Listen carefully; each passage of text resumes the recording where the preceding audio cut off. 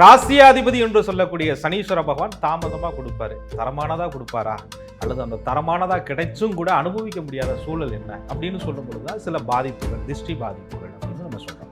ஒரு ஆஃபீஸில் கூட மகர ராசிக்காரர்கள் வேலை செய்யும்போது தான் வேலையை செஞ்சுக்கிட்டே இன்னொருத்தர் ஃபைலை கொடுத்தாருன்னா இதை பண்ணுங்க அதை பண்ணுங்கன்னு சொன்னால் எக்ஸ்ட்ரா வேலையும் சேர்த்து அவங்களுக்கு செஞ்சு நல்ல பேரும் வாங்க முடியாமல்,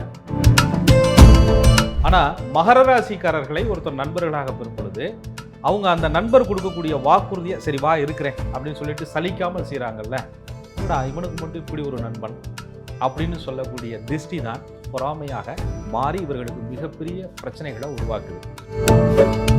கிரகப்பிரவேசம் பண்ணுறதுக்கு 3 தேதி குறித்து மாற்றிட்டோம்ங்க, அதை மீறி கிரகப்பிரவேசம்லாம் பண்ணி முடிச்சுட்டான், வீட்டில் குடியேற முடியலங்க, வீட்டில் குடியேறி இருக்கிறோம், போனதுலேருந்து வைத்திய செலவுங்க.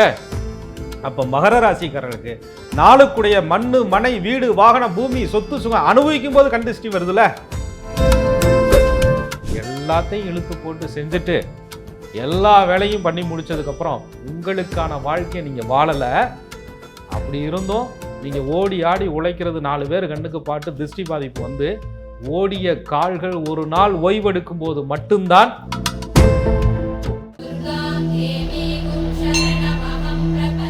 அன்பான நேயர்களுக்கு வணக்கம். தொடர்ச்சியாக நம்ம சேனல்ல கண் திருஷ்டி சீரீஸ் பேசிட்டு இருக்கோம். இந்த எபிசோட்ல மகர ராசியில பிறந்த நீங்க உங்களுடைய வாழ்க்கையில உங்களுக்கு கண் திருஷ்டி ஏற்படுது அப்படின்னா என்னென்ன காரணத்தினால ஏற்படும், இதனால நீங்க சந்திக்கக்கூடிய பாதிப்புகள் என்ன, இதுல இருந்து நிவர்த்தி பெறுவதற்கான வழிமுறைகள் என்ன, இதெல்லாம் நம்ம கேட்டு தெரிஞ்சுக்க போறோம். புலிப்பாணி சித்தர் வழி ஜோதிடர் திரு கோகுலக்கண்ணன் அவர்கள் கிட்ட இதை பத்தி நம்ம கேட்டு தெரிஞ்சுக்கலாம். வாங்க. வணக்கம் சார். வணக்கம். குரு வாழ்க, குருவே துணை. கண் திருஷ்டியை பற்றி பேசிட்டு இருக்கோம். மகர ராசிக்காரவங்களுக்கு கண் திருஷ்டி ஏற்படுது அப்படின்னா என்னென்ன காரணத்தினால இவங்களுக்கு ஏற்படும் சார்? அதாவது கண் திருஷ்டிங்கிறது பொதுவாக ஒரு நல்ல வண்டி வாங்கினா, வீடு வாங்கினா, அதை ஏதோ ஒரு பொருள் வாங்கினா, நல்ல ட்ரெஸ்ஸு கொடுத்தணும், அதனால் ஒருத்தர் பார்த்து என் மேலே கண் திருஷ்டி போட்டாங்க, அதுலேருந்து ஒன்றும் நடக்கலை அப்படின்னு பொதுவாக சொல்கிறோம் இல்லையா? அப்படி பார்த்தா எல்லா ராசிக்கும் இதெல்லாம் சகஜமான விஷயங்கள் தான்.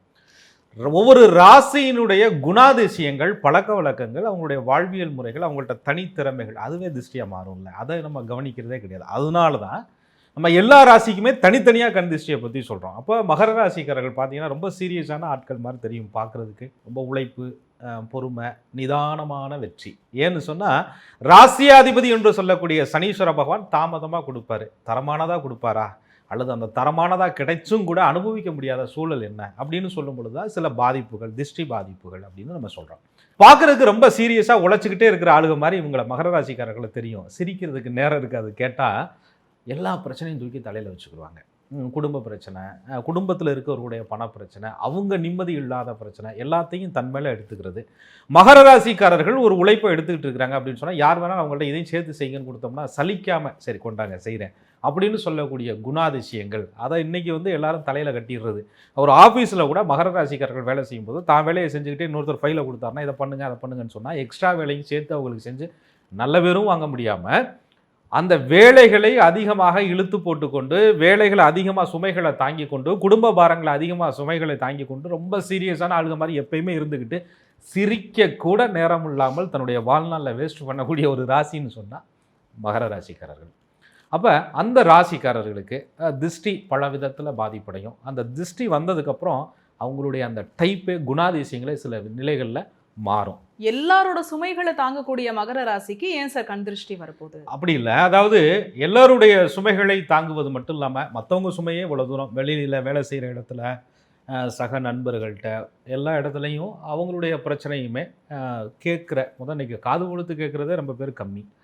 அப்படி அது கேட்குறது மட்டும் இல்லாமல் சரி வா சேர்ந்து பயணிப்போம் அப்படின்னு சொல்கிற மாதிரியான குணாதிசயங்கள் இவங்கள்ட்ட இருக்குங்க. இப்போ வெளியிலேயே இவ்வளோ பண்ண முடிகிற இவங்களுக்கு குடும்பத்துக்குள்ளே தான் குடும்ப உறுப்பினர்கள், அது தன்னுடைய கணவன், மனைவி, பிள்ளைங்க, இவங்களுடைய பிரச்சனைகள், அவங்க தூங்கி எழுந்திரிச்சிட்டு பெட்ஷீட்டை கூட அப்படியே போட்டு போனாலும் இவங்க கண்ணில் பட்டால் எடுத்து உடனே அதை மடித்து வச்சு அதை பத்திரப்படுத்தி வைக்கிறது, அந்தந்த பொருளை அங்கனங்கன்னா குடும்பத்தில் இருக்கவங்க போட்டாங்கன்னா எடுத்து பத்திரப்படுத்தி கேட்குற நேரத்தில் கொடுக்கறது, அவங்களுக்கு மெனக்கெடுறது, கொஞ்சம் நேரம் கொடுப்பது. இது அவங்க லக்னத்தை பொறுத்து சில குணாதிசயங்கள் மாறுபட்டாலும் கூட பெரும்பான்மையான மகர ராசிக்காரர்கள் குடும்ப உறவுகளுக்காக தன்னுடைய வேலைகளை கூட விட்டுட்டு அது நம்ம ஏன் செய்யணும், இதுன்னா நான் என்ன பொறுப்பா அப்படின்னு கடந்து போகிற டைப்பு கிடையாது. ரெஸ்பான்சிபிலிட்டி எடுத்துக்குவாங்க. என்ன காரணம் அப்படின்னா மகர ராசியில் செவ்வாய் பகவான் உச்சம் பெறுகிறார். மகரத்திற்கு 4 சுகாதிபதி, மகரம் என்ற சரராசிக்கு 11 பாவி. அப்போ அவர் ராசி மேலே உச்சம் பெறாரு. இவங்க ஏற்கனவே சனி பகவான் எதையும்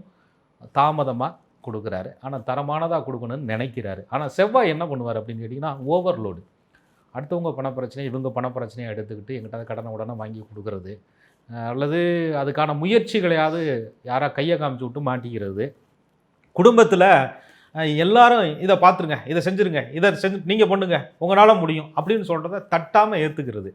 அதில் இவங்க மேலே மகர ராசிக்காரர்களுக்கு அண்ணன் தம்பி பங்காளி உற்றார் உறவினர்கள் எல்லாருமே அவர்களுடைய சுமைகளை அதிகம் மகர ராசிக்காரர்கள்ட்ட கொடுத்துருவாங்க. இவங்க இது சுமைதானே அப்படிங்கிறதே இவங்களுக்கு தெரிந்தாலும் கூட அதில் எனக்கு சுகம்தானே அப்படின்னு ஏற்றுக்கிறது. அண்ணனுக்காக செஞ்சேன், தம்பிக்காக செஞ்சேன், தங்கச்சிக்காக செய்கிறேன், குடும்பத்துக்காக செய்கிறேன் அப்படின்னு சொல்லிட்டு இவர்கள் தனக்கு இது பாரமாக இருக்கே, தனக்கு இது கஷ்டமாக இருக்கே, இதனால் தன்னுடைய பொழப்பு கெட்டு போகுமே, தன்னுடைய குடும்ப வளர்ச்சிக்கு இதனால் என்ன கிடைக்க போகுது அப்படின்னு யோசிக்கிறதே கிடையாது. எல்லாத்தையும் இழுத்து போட்டுட்டு செய்யக்கூடிய அந்த தியாகம். நீங்கள் ஒன்று புரிஞ்சுக்கங்க, மகர ராசிக்காரர்கள் நிறைய நல்லது பண்ணால் நல்ல பேர் வாங்கவே முடியாது. இது எல்லா ராசிக்கும் தானே பொருந்தும் அப்படின்னு கேட்டால், மகர ராசிக்கு 5 கூடைய புகழ் ஸ்தானாதிபதி அப்படின்னு சொல்லக்கூடிய சுக்கிர பகவான் இவருடைய ராசிக்கு பாக்கியத்தில் வந்து நீசம் அடைகிறார்ல, எல்லாத்தையும் செஞ்சு விட்டு கடைசியில் இவங்க பேர் வாங்குறதுக்கு யாரோ ஒருத்தர் ஸ்டிக்கர் ஒட்டிட்டு போயிடுவான். அப்போ அந்த இடத்துல மகர ராசிக்காரர்கள் நான் தான் செஞ்சேன் அப்படிங்கிற பேர் எடுக்கவும் தெரியாது. ஆக எல்லா வேலையும் இழுத்து போட்டு வாங்கிக்கிட்டு பேரை இன்னொருத்தர் வாங்கிட்டு போகிறத ஏற்றுக்கிறதுக்கு ஒரு மனசு வேணும்ல, அந்த பெயினையும் வழியையுமே மகர ராசிக்காரர்கள் மனதளவில் ஏற்றுக்கிடுவாங்க. அதுக்காக நிறைய சகிப்புத்தன்மைன்னு சொல்கிறோம் இல்லையா, சகிச்சுட்டு போகிறது. சகிப்புத்தன்மை இல்லைன்னா கோபம் வந்துடும். அப்போ சகிப்புத்தன்மை, அதை பார்க்குறவங்களுக்கு இவங்க ஏதோ மந்தமாக இருக்கிற மாதிரி, இவங்க ஏதோ எதிர்த்து பேசாத மாதிரி, இவங்க ஏதோ கோவப்படாத மாதிரி அப்படின்னு இருக்கும். ஆனால் சுறுசுறுப்பு அதிகம் இருக்கும் மகர ராசிக்காரர்களுக்கு. சட்டுன்னு 10 மணி நேரம் ஒருத்தர் செய்ய வேண்டிய வேலையை இவங்க ஒரு 5 மணி நேரம் 6 மணி நேரத்தில் செஞ்சு முடிச்சுட்டு ஓபி அடிக்கிற டைப் இருக்காது. வேலைகளை இழுத்து போட்டு செய்வது மட்டும் இல்லாமல் அந்த வேலைக்கு வாங்குகிற சம்பளத்துக்கு மேலே ஒரு படி கூட உழைச்சிட்டு வரக்கூடிய ஒரு டைப்பு மகர ராசிக்காரர்கள்ட்ட எப்பயுமே இருக்குதுங்க. அதனால இந்த ராசிக்காரருடைய உழைப்பும் பொறுமையும் தியாகமும் அப்படின்னு சொல்கிறது வந்து அது ஒரு பிறவி குணமாகவே ஒட்டிக்கிட்டு இருக்கு. சார் திரும்பவும் கேட்குறேன், இதெல்லாம் நல்ல விஷயம் தானே, இதனால ஏன் கண்திருஷ்டி ஆக போகுது சார்? அதாவது நான் திரும்பவும் சொல்கிறேன், அதாவது எப்படின்னு கேட்டிங்கன்னா, நீங்கள் ஒரு நண்பர்கிட்ட ஒரு வேலையை கொடுக்குறீங்க, என்னால் முடியாதுன்னு அலட்சியப்படுத்திட்டு போயிடுறாரு. உங்களுக்கு என்னடா இவ்வளோ நாள் பழகணும், இவ்வளோ நாள் பேசணும், இவ்வளோ தூரம் அவங்களுக்காக வேலை செஞ்சோம், நமக்காக ஒன்றும் பண்ணலையே அப்படின்னு நினைக்கும் போது ஒரு வருத்தம் வருது இல்லையா? ஆனால் மகர ராசிக்காரர்களை ஒருத்தர் நண்பர்களாக பெறும் பொழுது அவங்க அந்த நண்பர் கொடுக்கக்கூடிய வாக்குறுதியை சரி வா இருக்கிறேன் அப்படின்னு சொல்லிட்டு சலிக்காமல் செய்கிறாங்கல்ல, என்னடா இவனுக்கு மட்டும் இப்படி ஒரு நண்பன் அப்படின்னு சொல்லக்கூடிய திருஷ்டி தான் பொறாமையாக மாறி இவர்களுக்கு மிகப்பெரிய பிரச்சனைகளை உருவாக்குது. அதுக்கப்புறம் குடும்பத்தில் தியாகம் பொறுமை சகித்து போகிறதுன்னு நான் சொன்னேன் பாருங்கள். 4 பேர் வேலை செய்ய வேண்டிய இடத்துல 3 பேர் படுத்துங்கிறான். மகர ராசிக்காரர்கள் தலையில் வந்து விடியுது, எல்லா வேலையும் எடுத்து போட்டு செய்கிறாங்க. செஞ்சதுக்கப்புறம் நான் செஞ்சேன் அப்படின்னு சொல்லி காட்டாமல் ஒரு பெருந்தன்மையாக கடந்து போகும்போது அந்த நேரத்தில் வேறு யாராவது சொந்தக்காரன் போனவன் வந்தவன் நண்பர்கள் வீட்டில் வர்றாங்க போகிறாங்கன்னு சொன்னால், இவங்க குடும்பத்தில் இவங்க வந்து முகம் சொல்லிக்காமல் இவ்வளோ வேலை பார்க்குறாங்க, சங்கடப்படவே இல்லை அப்படிங்கும்போது அது திருஷ்டியாக மாறுமா மாறாதா? ஆக மகர ராசிக்காரர்களுடைய தியாகம், வேலை செய்கிற இடத்துல 4 பேருக்கு நல்லது பண்ணிட்டு வெளியில் இவங்க ஸ்டிக்கர் ஒட்டலைனாலும் அந்த 4 பேருக்கு நல்லது பண்ணது யாருக்காவது ஒருத்தனுக்கு அவங்களுக்கு எதிரிகளான ஆளுகளுக்கு வைத்தறிச்சலப்படும்ல. ஏன்னா இவன் வேலையை விட்டுட்டு இவருடைய பொழப்பை விட்டுட்டு இவர் வேலையும் பார்த்துக்கிட்டு இவரும் கெட்ட பேர் வாங்காமல் அந்த வேலையும் சேர்த்து செய்கிறாரே அப்படின்னு நினைக்கும்போது சக ஊழியர்களுக்கு பார்ப்பவர்களுக்கு மிகப்பெரிய வைத்தறிச்சலையும் திருஷ்டியையும் மகர ராசிக்காரர்கள் மேலே ஏற்படுத்தாதான்?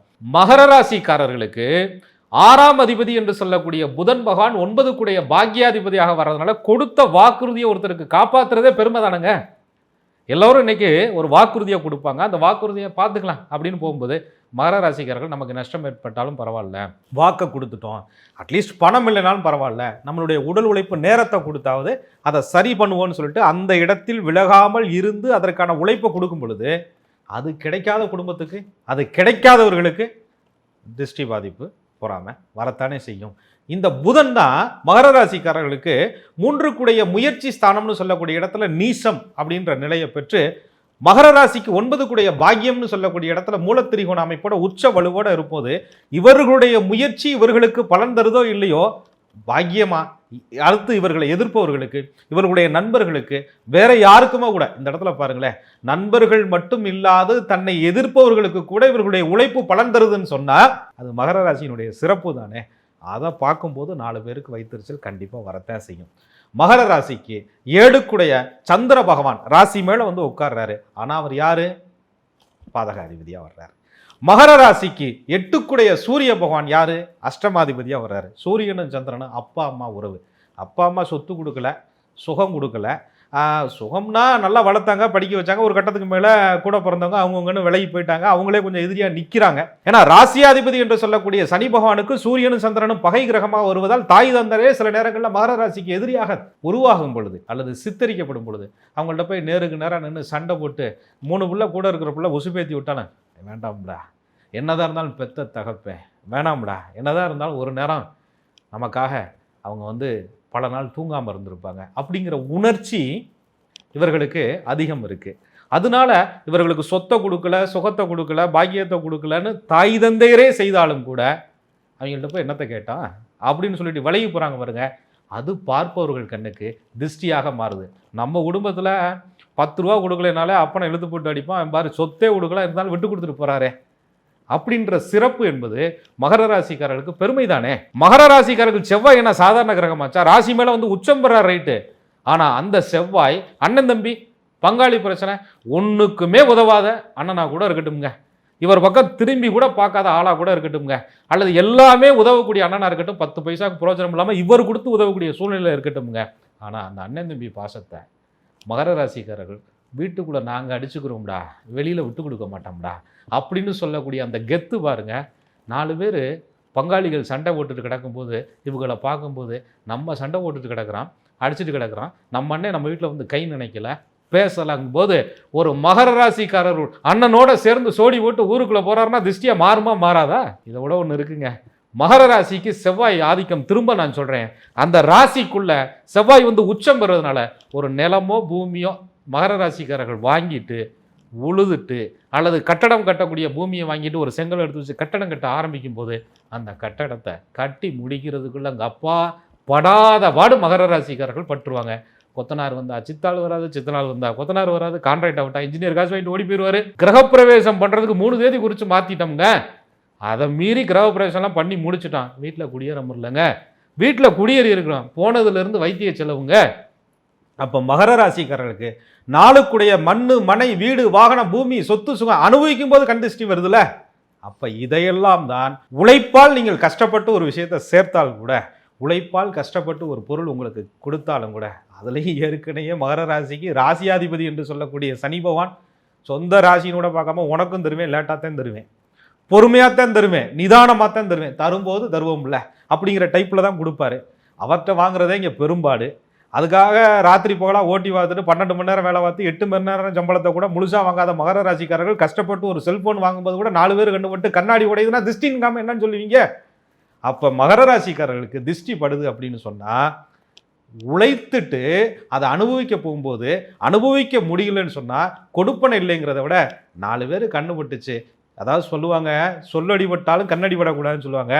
அதில் மகர ராசிக்காரர்கள் கடுமையான பாதிப்பை சந்திப்பார்கள். சார், மகர ராசிக்காரர்களுக்கு கண் திருஷ்டி இருக்கு அப்படின்னா எப்படியெல்லாம் உணருவாங்க சார்? மகர ராசிக்காரர்களுக்கு திருஷ்டி வந்ததுக்கப்புறம் பணம் போயிடுச்சியா, வறுமை வந்துடுச்சு அப்படிங்கிறதெல்லாம் தாண்டி இவங்களுடைய பலம் அப்படிங்கிறதே உழைப்பு.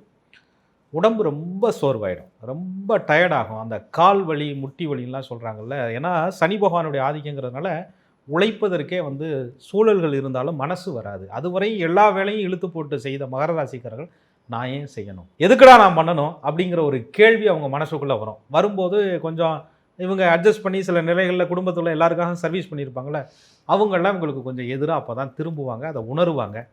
அதனால் மனசோர்வுகள் அதிகம் வரும். நம்ம ஆரோக்கியமாக இருந்தால் அதெல்லாம் செய்யாமலாம் இருக்க போகிறோம் அப்படின்ற மாதிரி. ஆரோக்கியமாக இருந்தால் கூட மனசே வராமல் ஒரு விதமான டென்ஷன், படபடப்பு, ஒரு அழுத்தம், மந்தம், தேக்கம். 10 மணிக்கு போக வேண்டிய காரியத்தை இன்னும் ஒரு 10 நிமிஷம் கழிச்சு போகலாம், இன்னும் ஒரு 10 நிமிஷம் கழிச்சு போகலாம், இன்னும் ஒரு 10 நிமிஷம் கழிச்சு போகலான்னு அந்த காரியம் கெட்டு போகும் வரை அந்த இடத்திற்கே போக தோணாது. ஒரு நபரை சந்திக்கக்கூடிய சூழல் இருந்தால் இவங்க போகிற நேரம் அவங்க இருக்க மாட்டாங்க. காரிய தடங்கல்கள்னு சொல்லுவாங்க. 1 கிலோமீட்டர் தூரத்தை கடக்கிறதுக்கு பல மணி நேரம் காத்திருக்கிற மாதிரி இருக்கும். கொடுத்த பணமோ கொடுத்த காசோ கொடுத்த வாக்குறுதியோ இவங்களுக்கு திரும்பி வரவே வராது. உழைத்த உழைப்பு வீணடிக்கப்படும். உழைப்புக்கு தகுந்த அங்கீகாரம் கிடைக்காது. பாராட்டு கிடைக்கலனாலும் மகர ராசிக்கு பரவாயில்ல, பரிசுகள் கிடைக்கலனாலும் பரவாயில்ல, வேலையாவது எனக்கு நிரந்தரமாக கிடைக்கட்டும்யா, சம்பளமாவது ஒழுங்காக வரட்டும்யா அப்படின்னு கேட்டால் வராது.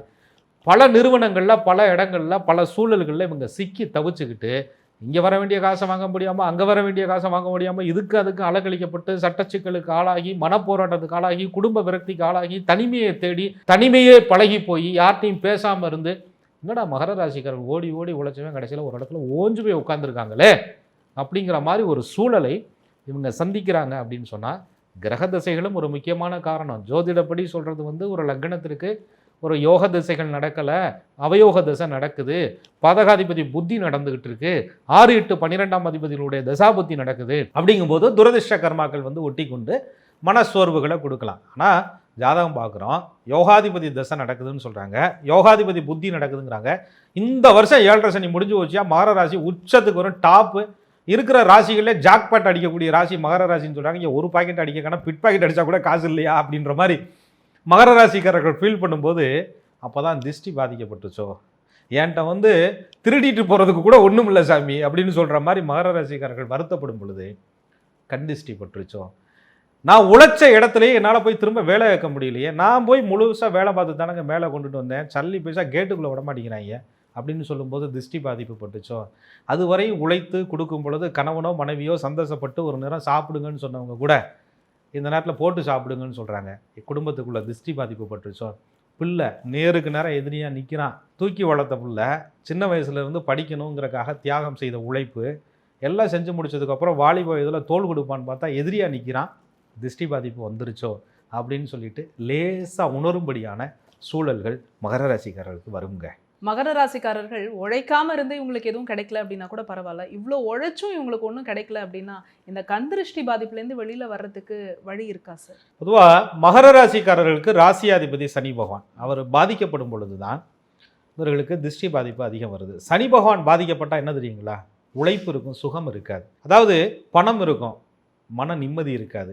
சில நேரங்களில் பணமும் இருக்காது, நிம்மதியும் இருக்காது. அப்போ இவங்க ஒன்று புரிஞ்சுக்கணும், நான் திருஷ்டி பாதிப்பிலிருந்து வெளியில் வருவதற்கு பார்ட் 1 வீடியோவில் வீட்டிலேயே செய்யக்கூடிய எளிய வழிபாட்டு பரிகார முறைகள், நம்மகிட்ட இருக்கிற பொருளை வச்சு சரி பண்ணிக்கிறதுக்கு என்ன அப்படிங்கிறத மூலநூல்கள் சித்தர்கள் சொன்ன சில பாடல்கள்லேருந்து எடுத்து கொடுத்துருக்கோம். அந்த மூலிகை பொருள்களை எல்லாம் நம்ம சொல்லியிருக்கோம். அதை நேயர்கள் பார்த்து பலன் அடையலாம். பட் உங்களுக்குள்ள சில மாற்றங்களை கொண்டுட்டு வரணும். எல்லாத்தையுமே நான் செய்வேன், எல்லாருடைய சுமையை நான் ஏற்றுக்கிறேன்னு சொல்கிறத மகர ராசிக்காரர்கள் ஒதுக்கி வைங்க. எல்லாருக்காக ஓடுனது போதும், உங்களுக்காக சிலது ஓய்வெடுத்து பின் உழையுங்கள். எல்லோருடைய பாரத்தையும் சுமக்கிறதுக்கு நீங்கள் ஒன்றும் பிறக்கலை. அது குடும்ப பெத்த பிள்ளையாக இருந்தாலும் சரி, கட்டின மனைவியாக இருந்தாலும் சரி, அல்லது கட்டிய கணவனாக இருந்தாலும் சரி, உற்ற தோழனாக இருந்தாலும் சரி, உரிய சகோதரனாக இருந்தாலும் சரி, நோன்னு சொல்லி பழகுங்க. மகர ராசிக்காரர்கள் எப்படிரா முடியாதுன்னு எப்படி சொல்கிறது, மாட்டேன்னு எப்படி சொல்கிறது, வரமாட்டேன்னு எப்படி சொல்கிறது, எப்படி சொல்வது என்று தயங்குவதை மகர ராசிக்காரர்கள் நிறுத்தி கொண்டால் மட்டுமே திருஷ்டி பாதிப்புலேருந்து வெளியில் வர முடியும். எல்லாத்தையும் இழுத்து போட்டு செஞ்சுட்டு எல்லா வேலையும் பண்ணி முடித்ததுக்கப்புறம் உங்களுக்கான வாழ்க்கையை நீங்கள் வாழலை. அப்படி இருந்தும் நீங்கள் ஓடி ஆடி உழைக்கிறது 4 பேர் கண்ணுக்கு பாட்டு திருஷ்டி பாதிப்பு வந்து ஓடிய கால்கள் ஒரு நாள் ஓய்வெடுக்கும் போது மட்டும்தான் மகர ராசிக்காரர்கள் தன்னை பற்றி சிந்திப்பாங்க. அதுக்கு முன்னாடியே நான் சொல்கிறேன், உங்களுடைய திருஷ்டி பாதிப்புகள்லேருந்து வெளியில் வந்துட்டு யார் ஒருவரை எந்த சூழலை எதை எங்கெங்கு வைக்க வேண்டுமோ அங்கங்கு மகர ராசிக்காரர்கள் வைத்தால் மட்டும்தான் அவங்க வாழ்க்கையில் நிம்மதி நிச்சயமாக தேடி வரும். திருஷ்டி பாதிப்பு 100% அவர்களுக்கு சரியாகும். மகர ராசிக்காரர்கள் கண் திருஷ்டி பாதிப்புலேருந்து வெளியில் வந்துட்டாங்க அப்படின்னா இவங்களுக்கு நல்லது நடக்கும் இல்லையா சார்? அதாவதுங்க, சனி பகவான் வந்து மெதுவாக கொடுப்பார். ஆனால் மகர ராசிக்காரர்கள் மாதிரி முழு உழைப்பு அர்ப்பணிப்பை கொடுக்கக்கூடிய ஒரு ஆளுகளுக்கு தரமானதாக கொடுப்பார், நிறைவாக கொடுப்பார். திருஷ்டி பாதிப்புங்கிறது ஒரே நேரத்தில் போகாது. படிப்படியான வழிபாடுகள் மூலியமாக திருஷ்டி பாதிப்புகள் மகர ராசிக்காரர்களுக்கு நிவர்த்தியாகும். உங்களுடைய உடம்பு சோர்வுலேருந்து நிவர்த்தி ஆகுது, மனம் நிம்மதி வருது. அப்படிங்கும்போதே கொஞ்சம் கொஞ்சமாக திருஷ்டி நம்மளை விட்டு போகுது அப்படின்னு அர்த்தம். அதை மகர ராசிக்காரர்கள் தொடர்ச்சியாக இறை வழிபாட்டின் மூலியமாக திருஷ்டியிலேருந்து வெளியில் வரலாம். அப்போ தான் இவங்களுக்கு நிறைய நல்லதுகள் தேடி நடக்கும். நீங்க சொன்ன மாதிரியே மகர ராசிக்காரர்களுக்கு நல்லதே நடக்கட்டும். ஏற்கனவே நம்ம சேனல்ல இவர்களுக்கான இந்த கண் திருஷ்டி பரிகாரம் வந்து பேசியிருக்கீங்க. ஸோ நம்ம டிஸ்கிரிப்ஷன்ல அந்த லிங்க் ஆட் பண்ணலாம், நேயர்கள் பயனடையட்டும். தொடர்ச்சியா அடுத்த ராசிக்கான கண் திருஷ்டி பரிகாரம் நாங்கள் தெரிஞ்சுக்கிறோம் சார். நன்றி. நன்றி. குரு வாழ்க, குருவே துணை. என்ன நேர்களே, மகர ராசியில பிறந்த நீங்க கண் திருஷ்டி பாதிப்புனால எப்படியெல்லாம் ஆளாறீங்க, இதுலேருந்து நிவர்த்தி பெறுவதற்கான வழிமுறைகளை இந்த எபிசோட்ல நீங்க பார்த்து தெரிஞ்சுட்டு இருந்திருப்பீங்க. நாங்க குறிப்பிட்ட மாதிரியே கண் திருஷ்டி பாதிப்புலேருந்து வெளியில வருவதற்கான வழிமுறைகள், பரிகாரங்கள் நம்ம ஏற்கனவே சார் பேசியிருக்காங்க. டிஸ்கிரிப்ஷன்ல பார்ட் 1 வீடியோவோட லிங்கை வந்து ஆட் பண்றோம். பார்க்காதவங்க பார்த்து பயனடைங்க. தொடர்ச்சியாக இந்த மாதிரியான வீடியோஸ் உங்களுடைய யூடியூப் நோட்டிஃபிகேஷன் ஆட்டோமேட்டிக்காக வரணும் அப்படின்னா நீங்கள் பண்ண வேண்டியது ஆஸ்ட்ராலஜர் கோகுலக்கண்ணன் யூடியூப் சேனலை உடனடியாக சப்ஸ்கிரைப் பண்ணிக்கோங்க. பக்கத்தில் இருக்கக்கூடிய பெல் ஐக்கானை கிளிக் பண்ணிக்கோங்க. இந்த வீடியோவை நீங்கள் பார்த்ததற்கு மனமார்ந்த நன்றி.